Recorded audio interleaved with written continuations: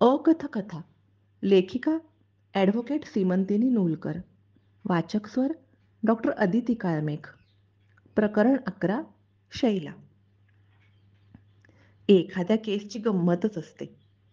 केस दाखल झालेली असते वेगळ्याच कारणासाठी आणि सुनावणीच्या दरम्यान वेगळ्याच कायद्याचा मुद्दा उपस्थित होतो आणि तो धसालाही लागतो.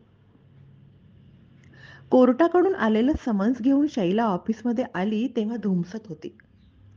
सनत कुमारने तिच्या विरुद्ध वैवाहिक हक्क पुनर्स्थापनेचा दावा दाखल केला होता. त्याचं म्हणणं होतं की शैला त्याला विनाकारण सोडून गेलेली आहे. तिने त्याच्याकडे पुन्हा नांदायला यावं. यातली खरी मेख ही होती की शैला सनत कुमारची बायको नव्हतीच. त्यामुळे तिने त्याच्याकडे नांदायला जाण्याचा प्रश्नच उद्भवत नव्हता. शैला दिसायला खरोखरच सुंदर होती. त्यामुळे तिला सडकछाप रोमिओंपासून ते चांगल्या शहाण्या सुरत्यांपर्यंत अनेकांकडून बराच त्रास सहन करावा लागला होता. शैलाच्या कुटुंबियांच्या परिचितांपैकी सनतचे कुटुंब होते. लहानपणापासूनच जाणे येणे, सण समारंभाला एकत्र असणे चालायचे. पण नंतर नंतर सनतने एकच ध्यास घेतला, शैलाशीच लग्न करायचं. शैलाला ते मान्य नव्हतं. दोन्ही घरच्यांनी सनतला समजावलं पण तो ऐकण्याच्या पलीकडे गेला होता. त्याने तऱ्हातऱ्हांनी शैलाला सतावायला सुरुवात केली. पोलीस कंप्लेंट, मारामाऱ्या, घर बदलणे सगळे प्रकार झाले. सनतने शैलाचे एकदा ठरलेले लग्नही मोडून टाकले. शेवटी सनतच्या वागण्याला कंटाळून त्याच्या कुटुंबियांनी त्याच्याशी संबंधच तोडले. पण म्हणतात ना, कुत्र्याचं शेपूट नळीत घातलं तरी वाकडं ते वाकडंच. आता सनत कुमारने कुणाच्या तरी सल्ल्यावरून हा नवा उद्योग आरंभला होता. शैलाला सुखाचा श्वास घेऊ द्यायचाच नाही हे त्यानं ठरवलंच होतं जसं काही.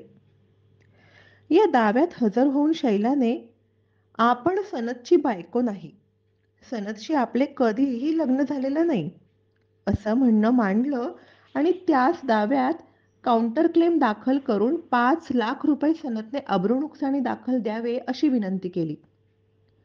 सनतच्या खोट्या दाव्यामुळे शैलाची मानहानी झाली होती. तिला अतोनात मानसिक त्रास झाला होता. त्यामुळे सनत कुमारने ही नुकसानी द्यावी असं शैलातर्फे काउंटर क्लेममध्ये म्हणणं दिलं.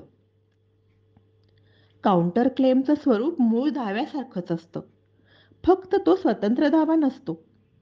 काही विशिष्ट परिस्थितीत मूळ दाव्यात विरुद्ध पक्षकाराला काउंटर क्लेम त्याच दाव्यात दाखल करून दाद मागता येते. शैलाने 5 लाखांची नुकसान भरपाई मागितली. आता त्यावर स्टॅम्प देण्याबाबत प्राथमिक मुद्दा उपस्थित झाला. शैला स्त्री असल्यामुळे महाराष्ट्र सरकारच्या नोटिफिकेशन प्रमाणे तिला स्टॅम्प न भरण्याची सवलत आहे असं गृहीत धरून शैलातर्फे काउंटर क्लेममध्ये स्टॅम्प दिला नव्हता. सनत कुमारने शैलाने स्टॅम्प दिला नाही यावर लगेच हरकत दाखल केली. त्याला वेळ काढत ठेवायचा होता, तेवढाच शैलाचा अजून छळ. त्याला वैतागून तरी शैला दबेल नमेल असा त्याचा होरा. पण शैला मात्र आता पेटलीच होती. केसला कितीही फाटे फुटले तरी तिला चालणार होतं. 10 वेळा हायकोर्टात जावं लागलं तरी आता तिची तयारी होती. या केसमध्ये आता मूळ मुद्दा तुर्तास बाजूला पडला होता. स्टॅम्पचा मुद्दा प्राधान्याने तडीला लागणार होता.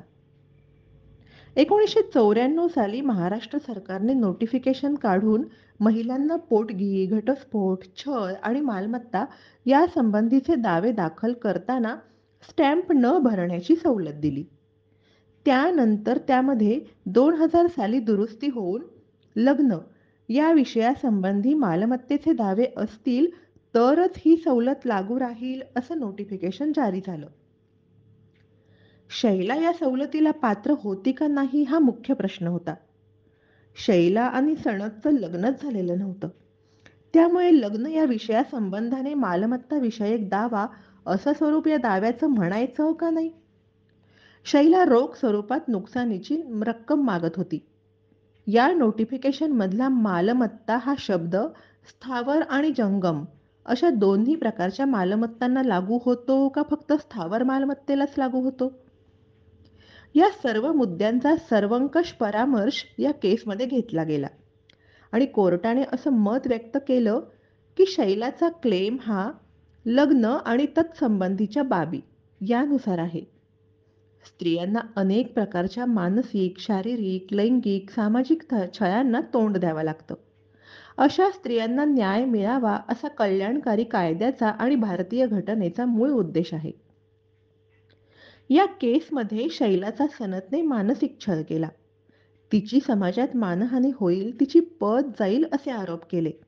याची न्यायालयाने नोंद घेतली आणि प्रथम शैलाला महाराष्ट्र सरकारच्या नोटिफिकेशन प्रमाणे स्टॅम्पची सवलत दिली. कायद्याला मालमत्ता म्हणजे जंगम आणि स्थावर अशा दोन्ही प्रकारच्या मालमत्ता अभिप्रेत आहेत, हेही न्यायालयाने स्पष्ट केले. कालांतराने दावा चालून निकाल शैलासारखाच झाला. तिला यथास्थित नुकसानीची रक्कम मिळाली. तिला जे भोगावं लागलं त्याची अंशतः भरपाई झाली आणि सनदबाबत म्हणायचं तर लेने की देने पड गए. Hindu marriage act 1956 section 23A counter claim for damages for defamation AIR 2001 MP 92 Samiran Roy opposite Leena Roy. धन्यवाद.